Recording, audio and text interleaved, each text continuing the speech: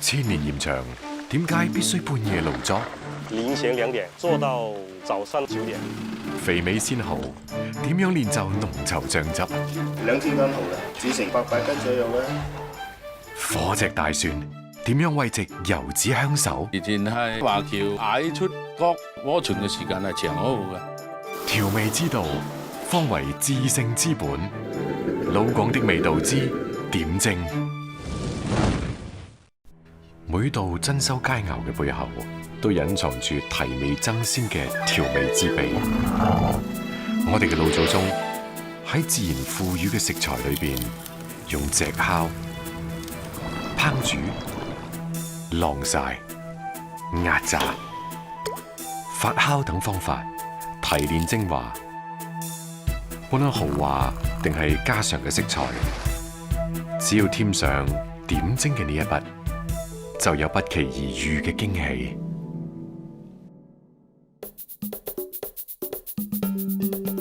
鹽係人類不可或缺嘅調味品。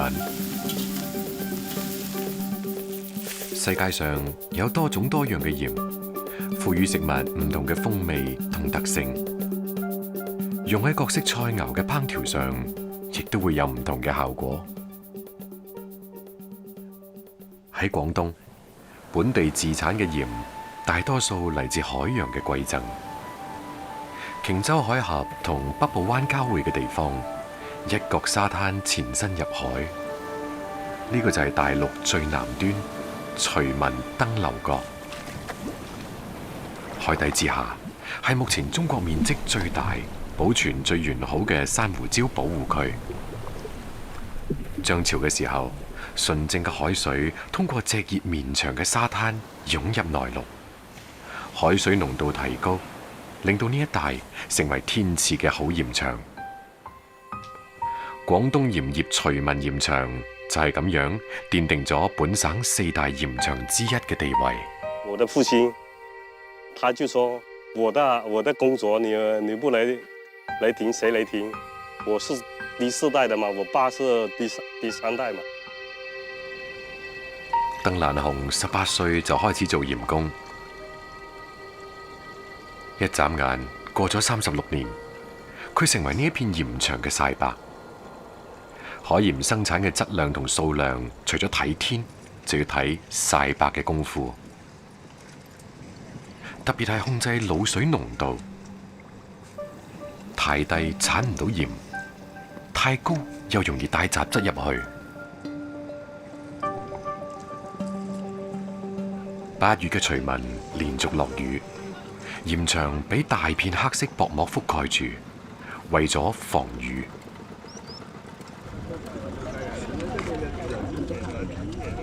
第2日，趁住冇落雨，鄧蘭雄即刻帶住鹽工搶收海鹽。收鹽的時間是看鹽多少，一般我們都是在凌晨2點做到早上9點，時間比較長。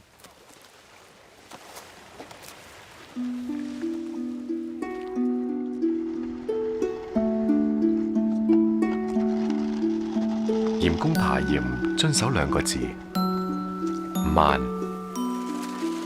柔。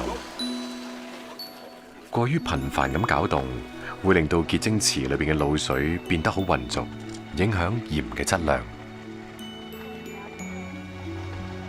9點後呢，那太陽比較好，蒸發量高嘛。如果你不在這個時候的把那鹽收完呢，它重進度不是那麼好嘛，就影響到那生產質量。太陽漸漸升高，大家加快咗速度。鄧蘭雄將地下嘅鹽堆鏟到乾乾淨淨，呢個係佢嘅習慣，因為知道鹽來之不易。海水漲潮湧入蒸發區，通過納潮、製滷、結晶等工序，每年超過5萬噸嘅天然生態海鹽從呢一度產出。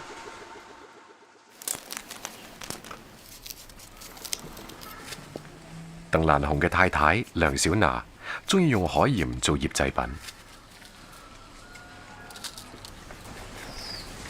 趁住天氣好，佢而家醃緊芥菜同蘿蔔啊！我們的鹽都是海水曬的，沒有什麼雜質，吃了很健康的。3個星期之後，呢啲當地經常見到嘅醃菜就可以食得啦。炎熱嘅氣候令到當地人創造咗一種更得意嘅食法——醃西瓜。先將西瓜去皮，再用細海鹽捽勻全身。細鹽進它那身體裡面就快一點。你看，一搞上去就變色了。海鹽滲入西瓜裏邊，令到平時食之無味嘅瓜皮脫水變脆，同果肉混合，酸甜可口，鹹中帶鮮。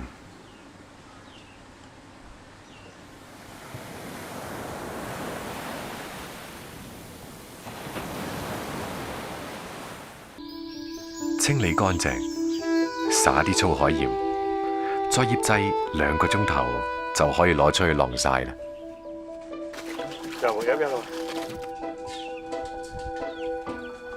今日個女要返嚟，梁小娜準備要做多幾味餸。當地人做魚湯，鍾意落啲粗海鹽，令到湯更加鮮甜。蘿蔔潤消解咗五花肉嘅肥膩，爽脆可口。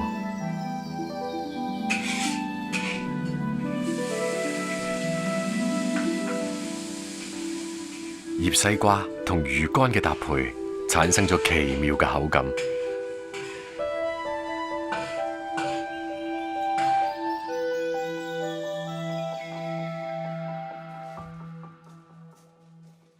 海鹽比一般嘅鹽口感更加柔和，帶住特有嘅礦物質同埋海水嘅鹹鮮味，回味當中仲有一絲甘甜。喺南方係飲小飲煮糊湯相當鮮嘅，加牛飲比較好嘅。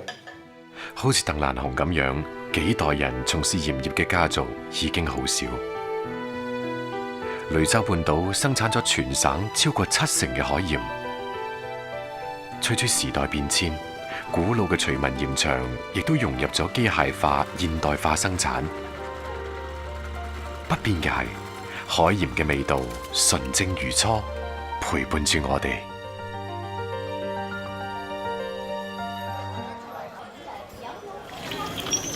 潮汕地區美食眾多，並且極具當地特色。而普寧小食，就算喺潮汕美食裏邊，亦都唔會被淹沒。更絕嘅係，幾乎每樣食物都有唔同嘅蘸醬搭配。其中最出名嘅，要數以產地命名嘅普寧豆醬。傳統潮菜豆醬焗雞，用普寧豆醬整雞醃製之後，再瓦煲燜焗，鮮香可口。醬香焗蟹亦都有異曲同工之妙，豆醬突顯咗蟹嘅鮮味，將豆粒研壓成泥，混合生薑等製成豆醬薑，用嚟煮魚更係滋味一流。普寧豆醬係各種醬香菜式嘅基礎配料，潮菜嘅點睛之筆。而製作呢一種美味嘅傳統作坊，依然仲散落喺各處鄉間。穿行喺呢一個普寧最大嘅莊氏村落裏邊送貨，係莊玉水嘅日常生活之一。我們都在本村做，沒有走出去，因為豆醬是我們本地人天天都會吃的東西，要保持新鮮，一般都是一些左鄰右里過來打。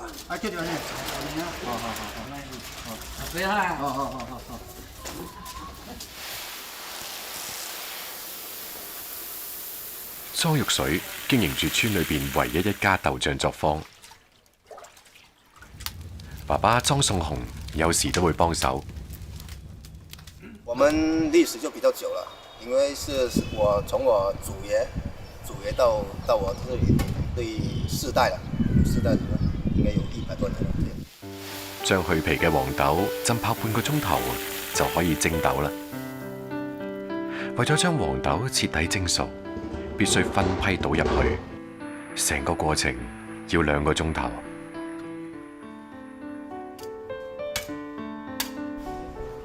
呢啲熟透咗嘅黃豆經過降溫同晾乾水分，就要進入最關鍵嘅一步。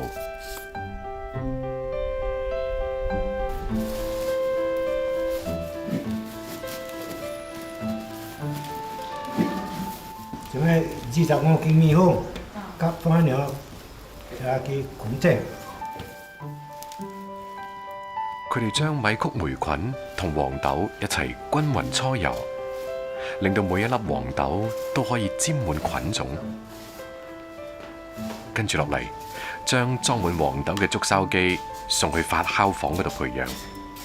那個起筋要培植得好，如果培植不好的話，它比較衰弱的話，溫度過高了，它會糜爛；溫度過低，太久的話，它其他細菌就會滲入。呢度工序好關鍵嘅，稍有紕漏，黃豆就用唔到噶啦。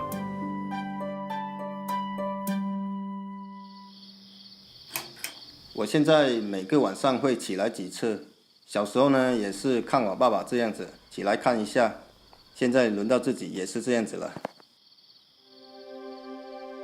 從用溫度計測溫到而家，熟練用體溫同嗅覺嚟到判斷黃豆發酵嘅程度。莊玉水用咗12年。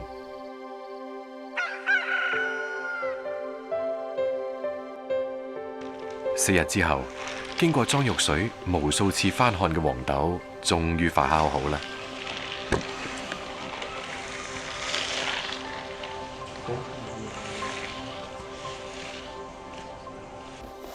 黐住喺黃豆上面嘅曲菌，茁壯成長，從白色變成綠色。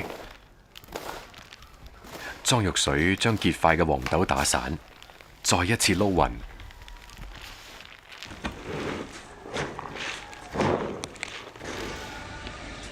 將發酵過嘅黃豆倒入去陶缸裏邊，煮滿水，再泡發半日，最後加入一定比例嘅鹽，一齊攪拌均勻，令到黃豆再次發酵。都是每天要攪拌2次，要不然它上下層的話，它就會分層，可能會下面有一層豆子，上面就橙色豌豆。除咗攪拌，莊玉水堅持用傳統嘅陶缸發酵黃豆，因為佢保溫得更耐。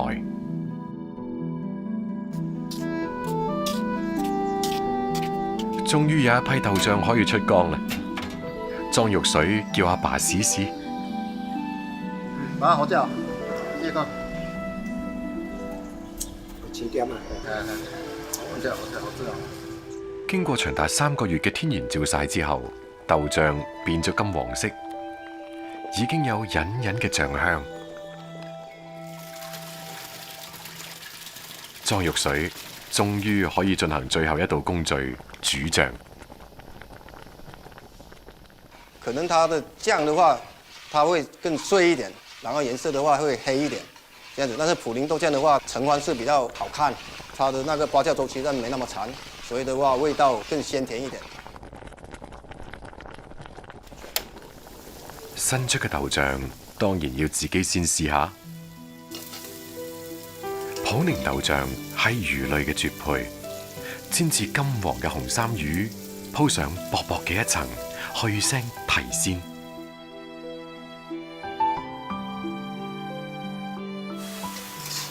一紮當地產嘅通心菜，撒一羹普寧豆醬，再都唔需要其他調味料，就已經香氣撲鼻。普寧豆醬除咗鮮，仔細咀嚼，仲可以食出一絲黃豆本身嘅甜味。正如平凡嘅日子，因為堅持而變得有滋有味。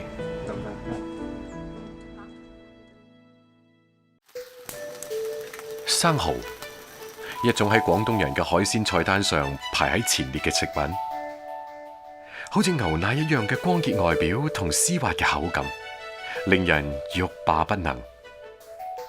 好難想象佢竟然可以搖身一變，製作出蠔油呢種咖啡色嘅濃稠醬汁，成為激發粵菜師傅創作嘅本土調料。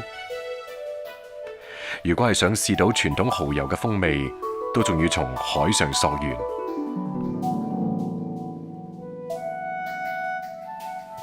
台山鎮海灣擁有住珠三角地區面積最大嘅紅樹林，良好嘅生態、鹹淡水交界嘅地理優勢，令到呢一度成為生蠔生長嘅沃土。水道兩邊蠔排密布，呢片海域面積3500幾畝嘅生蠔養殖場，本地人徐新柏同搭檔許廣綿喺呢一度養蠔養咗5年幾。到啦，又一線啦。同插足養殖嘅傳統方式唔同，徐新柏嘅養殖場用浮球釣養，咁樣無論退潮定係漲潮，生蠔始終都保持喺水下邊，獲得充足嘅食物，更利於生蠔育肥。呢批蠔經過3年以上養殖，已經長成大蠔。冬至後到清明前係品嚐嘅最佳時間。哇！今年呢度高晒肥，都可以。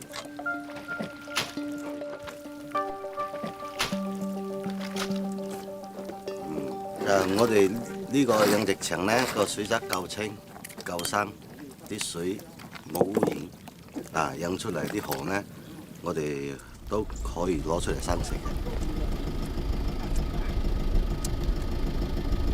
佢哋兩個隨蠔船滿載而歸，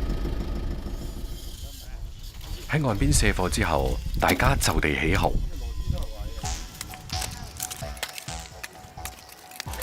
蠔殼堆積成山，呢度一直有養蠔嘅傳統，幾乎每家每戶嘅生活都同蠔產生關係。咁大量嘅生蠔，亦催生咗佢嘅衍生品嘅加工。當天捕撈嘅新鮮肥蠔運到徐新柏嘅加工廠裏邊，啲工人先將蠔肉清洗乾淨，蠔肉喺網袋裏邊沖刷到潔白如玉，最肥美嗰啲將會被挑選出嚟煮蠔水，而另一邊，徐新柏同徒弟一齊透火煲水，沖洗直徑2米嘅大鑊。徐新柏係屋企裏邊第4代做蠔油嘅，自細就跟住爸爸養蠔做蠔油，做咗10幾年啦，早已經獨當一面。啲水乾之後就倒啲鮮蠔落啦，第二日30分鐘左右，呢度就都有100斤蠔噶啦。將蠔肉同蠔水分離，蠔水過濾之後備用。徐新柏要用2日時間，將2000斤鮮蠔煮成蠔水，先至可以湊夠做1鑊蠔油嘅材料。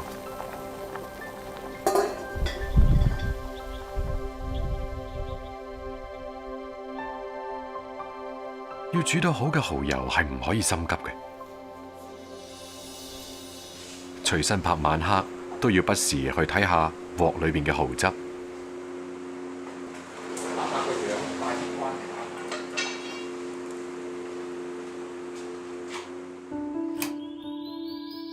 喺連續不斷嘅慢火烹煮底下，鑊裏邊嘅水分逐漸蒸發，蠔水變成棕色嘅蠔汁。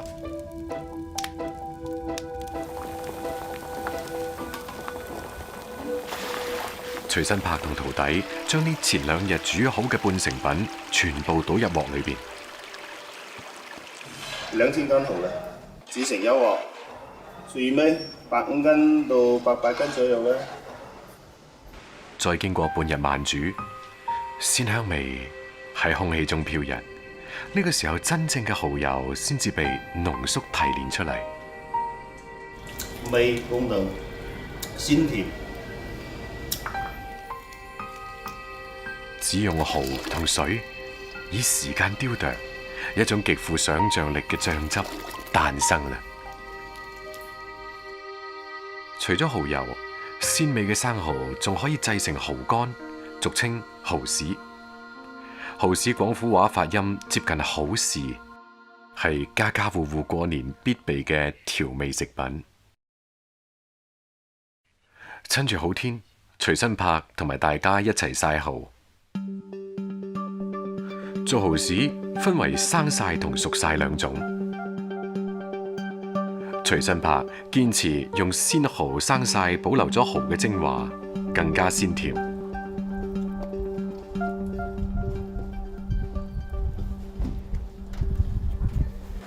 為咗改變靠天食飯嘅曬蠔方式，隨身拍琢磨出咗一種新嘅辦法。要烹爐入幾個鐘，就係鎖住嗰啲油質，保持嘅鮮度。咁樣既可以保留傳統日曬嘅風味，仲能夠減少天氣對蠔豉質量嘅影響，一舉多得。除咗蠔豉，隨身拍仲做咗另一種新產品——金蠔。呢就係六成乾啦，只要係煎、燜都得緊呢隻。今日週末，兩個仔從100公里外嘅市區返到鄉下。隨身拍長期喺鎮上面做生意，三父子好少可以見到面。難得家人團聚，豐盛大餐自然係少唔到。蠔豉加入寡淡嘅西洋菜湯裏邊，即刻有咗海嘅滋味。金蠔要用細火慢煎，火候太過容易變焦變硬，相當考功夫。金蠔自帶鹹香味道，完全唔需要調味料就鮮美無比。蠔油炆豬手係當地嘅特色菜，肉香同蠔香交融，再淋新鮮出爐嘅蠔油上去，香噴噴，令人胃口大開。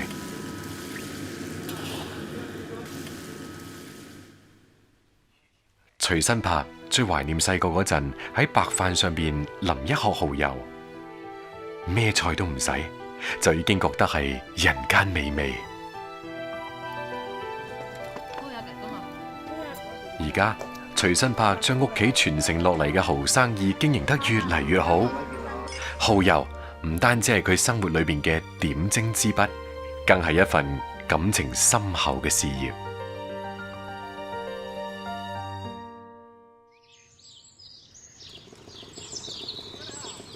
金秋10月係好多農產品收穫嘅季節，同江西省交界嘅南雄市有一種極具特色嘅植物，亦進入咗採摘嘅旺季。茶油樹呢種獨屬於南方嘅油料樹種，喺中國已經有2300幾年嘅栽培歷史。霜降之後，茶油果成熟飽滿，係最佳嘅採集時間。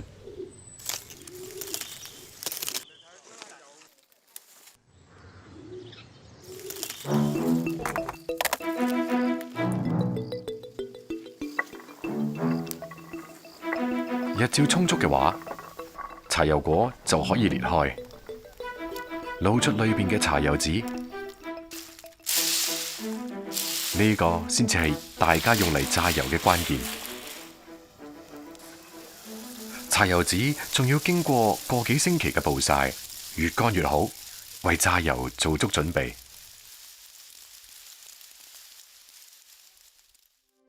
走入呢一個有100幾年歷史嘅熟悉老屋，鍾義金開始咗榨茶油嘅第一步。泡茶籽，這是第一步啊！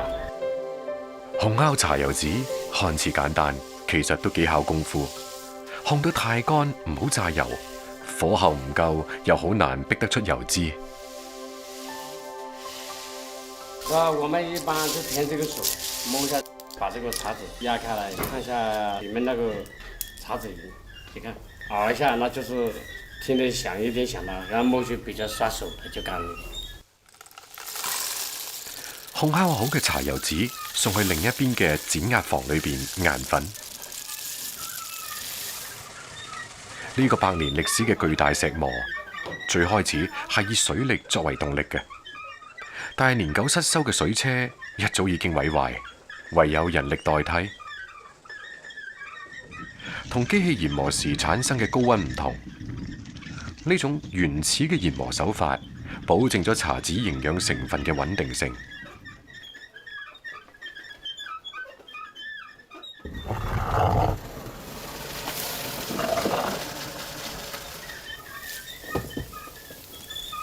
呢啲粉末被倒入去木桶裏邊，隔水蒸1個鐘頭。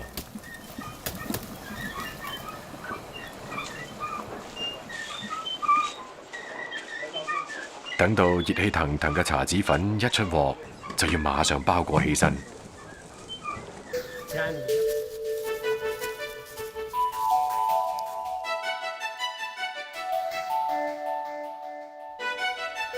將胚餅整齊買入去雜木籠裏邊，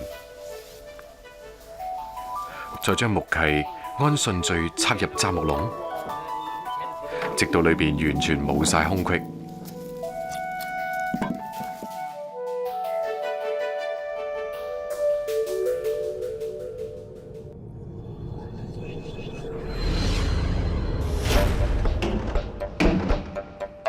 呢個唔單止係體力活，更加係技術活。只要有膽量，不要怕，也靠眼睛，靠這個技術。打上來的時候，那就要靠定下這個位置，打得也打得中，是這樣。經過咁繁複漫長嘅工序，100斤乾燥茶籽榨出嚟嘅茶油都唔夠30斤。我們這個油現在榨出來的時候才10幾度左右，機器榨的至少都有60度，等於是燒熟了。總的機器榨的油就沒有這個油榨的那麼好。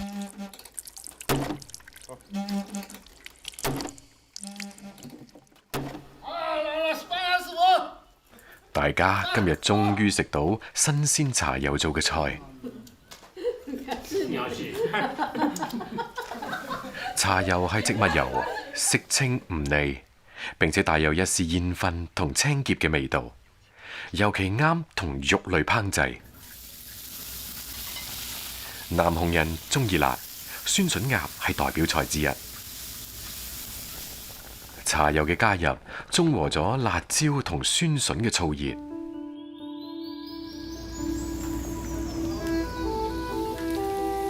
茶油消除咗肉類嘅油膩，同時令到油脂蘊藏嘅鮮味得到升華。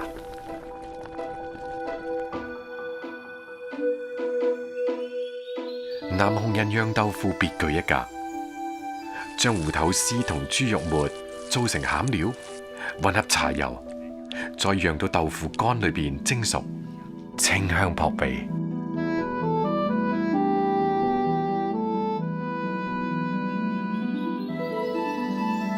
一般食用油嘅煙點只有100攝氏度，高溫煎炸嘅時候容易產生有害物質，但係茶油嘅煙點達到200攝氏度以上，油煙少，尤其適合煎炸使用。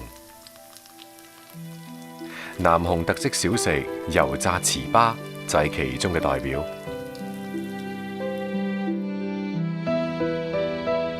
榨油季節告一段落，村裏邊僅有嘅榨油師傅，終於都可以閒落嚟傾下偈。過年豬啊，佢榨到嗰啲冇油，冇油。過年豬啊，過了年就將我左手打一下。寒夜裏面，用曬乾嘅茶油果殼作為燃料，回憶住舊日時光，更希望茶油製作能夠由年輕人繼承落去。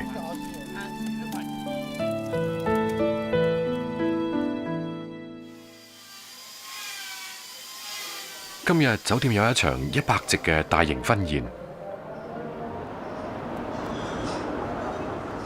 中餐總廚林浩斌一早就已經到咗後廚。嗰啲單咧嗱嗱聲執咗佢先。我爸爸媽媽嗰啲都係廚師嘅，大個咗啦，咁都係做咗餐飲呢個行業。啱啱係18歲都未夠，咁就入到去咧，就每一個崗位基本上我哋都係做過晒。林浩斌做咗總廚已經有10幾年，咁樣嘅大型宴席經歷過無數次。佢最睇重嘅係一煲湯。今晚嗰100圍嗰啲飛緊水係嘛？啲燉湯嗰啲料。係啊，係啊。一定要飛透佢啊，撇乾淨嗰啲泡去，咪先湯會好濁㗎。哦，好嘅。200斤嘅老雞乸、30斤瘦肉、20斤雞腳等湯料，唔單止將會製作出今日呢一場婚宴名貴燉湯嘅湯膽，仲係好多菜式嘅調味關鍵。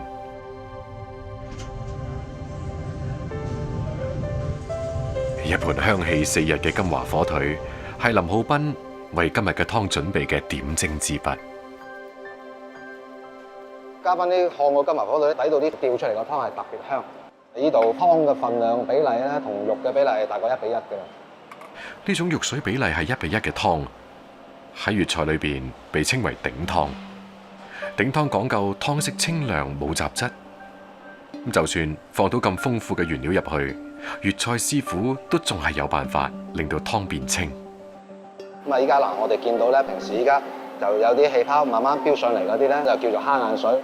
水嘅溫度咧，大概係喺97、8度左右啦，就煲3個鐘頭左右啦。起湯啦，睇睇啲湯先。 3個鐘頭之後，頂湯出爐，肉味飄香。啲湯啱煲起咗啦，要攞翻個紗布袋嚟隔一隔嗰啲湯，湯色咧會清好多嘅。咁啊頭先撈過，仲見到少少微粒喺度嚟。用頂湯做湯膽，為名貴食材注入鮮味嘅味道，係粵菜嘅慣常做法。喺味精仲未發明之前，菜肴嘅鮮味主要係嚟自湯嘅提味。喺各種調料大行其道嘅今日，廚師依然保留住呢一門手藝，呢個係區別於外行人嘅致勝法寶。林浩斌深知宴席嘅核心競爭力依然係好味道。佢最近研發嘅清湯系列菜式就需要火腿嚟點睛助力。林浩斌最經常用嘅火腿嚟自浙江金華東陽嘅上掌村，100幾年嘅老字號依然保持住傳統嘅手工製作方法。冬至前後就係火腿製作最忙碌嘅時候。傳統嘅金華火腿最少經過2年嘅發酵先至可以出售，而用嚟製作清湯，林浩斌中意用5年以上嘅陳年火腿，味道更濃郁。林浩斌今日試做嘅新菜都要吊清湯，先將雞肉同豬肉按1:1嘅比例剁成細膩嘅肉蓉。剁呢個肉蓉嗰陣時，一定要即係剁溶啲佢。咁因為剁得溶嘅話咧，佢就會係起膠。到時吊湯嗰陣時咧，就會將嗰啲湯嘅雜質會黐翻落去。其實我哋吊湯就係靠肉嘅蛋白質嚟吊翻清個湯去。細火慢烹1個鐘頭，喺呢個過程，肉蓉慢慢咁結塊。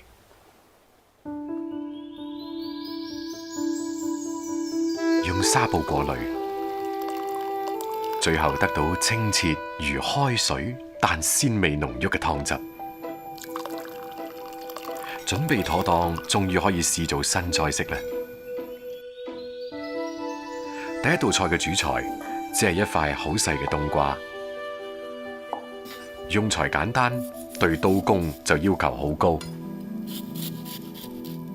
係要切到差唔多係成絲咁滯。咁同埋切嗰陣時咧，係唔可以切斷佢。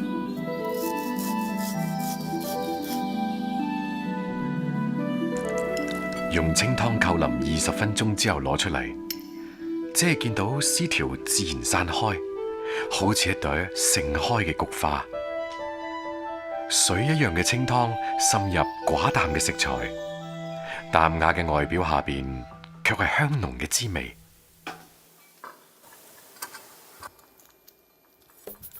第2道菜嘅食材豐富多彩，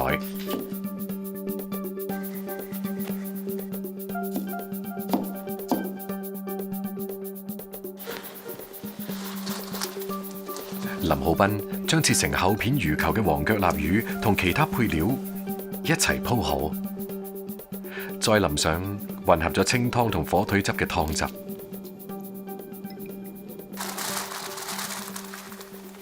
放去110度嘅鹽板之上。清湯嘅火腿香味撲鼻而嚟，視覺同嗅覺嘅雙重衝擊，令人充滿期待。清湯都可以用嚟燜煮調味，將蓮藕切成剪子槍花咁樣，藕不斷，絲還連，捲上去打成醬嘅蝦肉，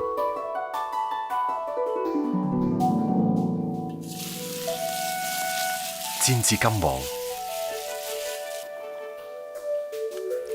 倒入調好味嘅火腿汁清湯，燜煮入味。蓮藕清爽可口，層次鮮明。研發新菜式嘅林浩斌，經常充滿激情。返到屋企就係難得輕鬆。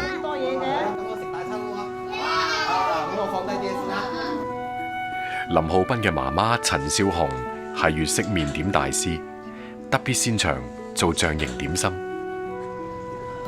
佢啲全部都骨針嚟嘅，係個先生用啲牛骨啊，一支支咁打磨出嚟嘅。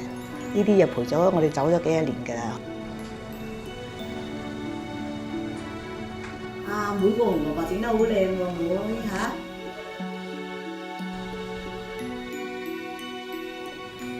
開飯。好，飲湯飲湯。未試過。今晚買呢啲手勢一流啦，係嘛啦？啲書停唔到嘅，因為啲人嘅工位嚟㗎，係咪好似？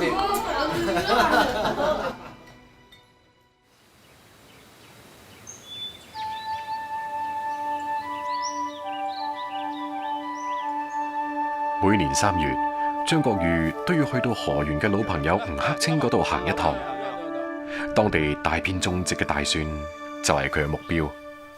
它那個經緯線跟開平那邊那個金山蒜的緯度一樣的，質量基本上也一樣，蒜油濃度高好多，比北方那個蒜的辣好多。張國瑜自稱蒜子佬，喺家鄉開平一路都係用傳統方式加工當地歷史悠久嘅特產金山火蒜。但係隨住經濟發展，開平種蒜面積已經大大縮細。佢已經連續多年轉到去河源採購原料。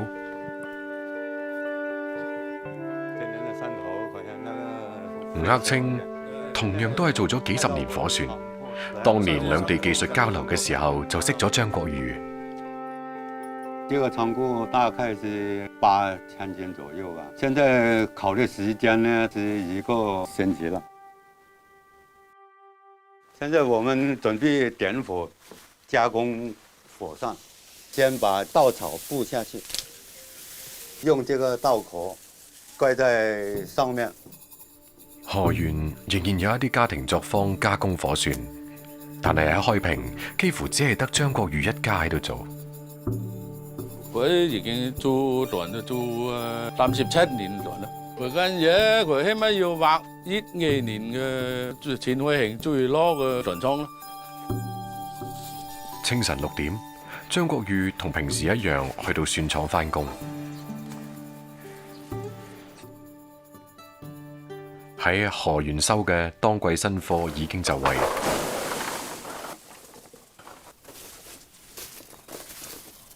燒田就好靚尖嘅禾鋤落去，谷段係有人為之。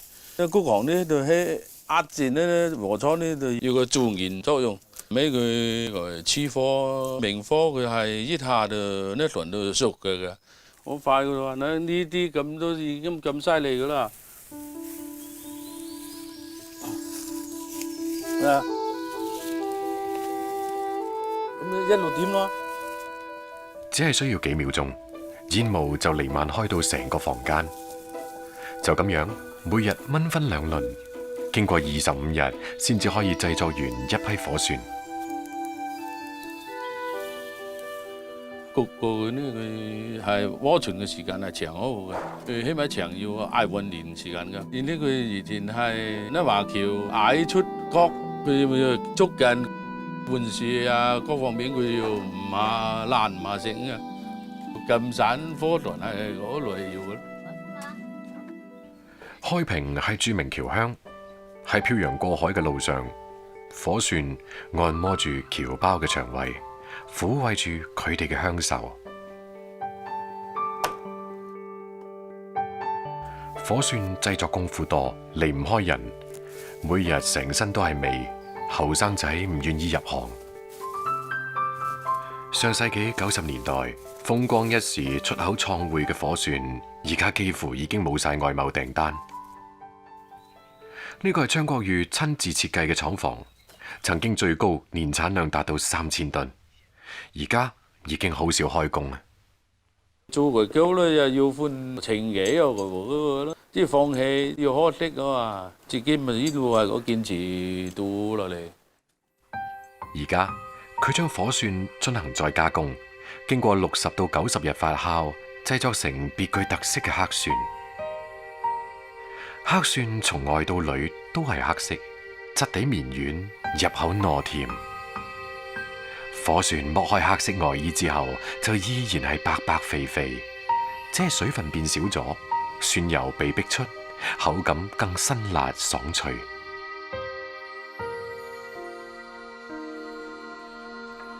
張國裕唔單止識得製作火船，更加中意研究用火船煮餸。一得閒，佢就會煮餸俾屋企人食。喺佢屋企，火船唔單止係香辛佐料，而且可以成為主角。比如火船焗瘦身鯇魚，大量火船令到鯇魚香味濃郁，而蒜頭本身就變到綿軟可口。當地特色菜碌鵝，加入大量火蒜，蒜頭吸飽鵝汁精華，入口即化，甚至仲要誘人過啲鵝肉。而本身甜糯綿軟嘅黑蒜同黑皮雞中豬頸肉一齊炒，營造出豐富嘅口感層次。廣東人家又點可以冇湯呢？黑蒜同新鮮羊肚菌搭配，為湯帶嚟醇香之味。一碗落去，馬上妥貼腸胃。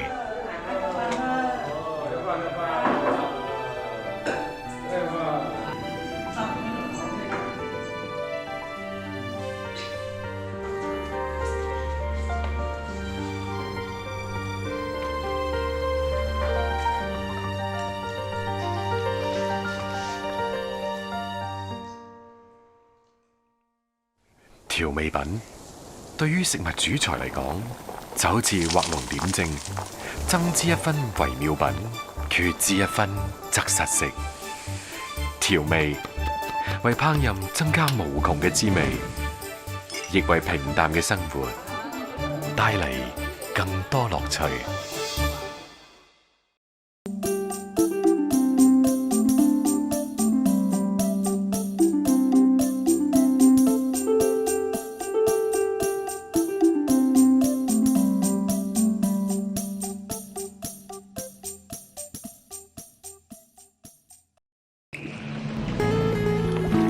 广东卫视美好生活倡导者。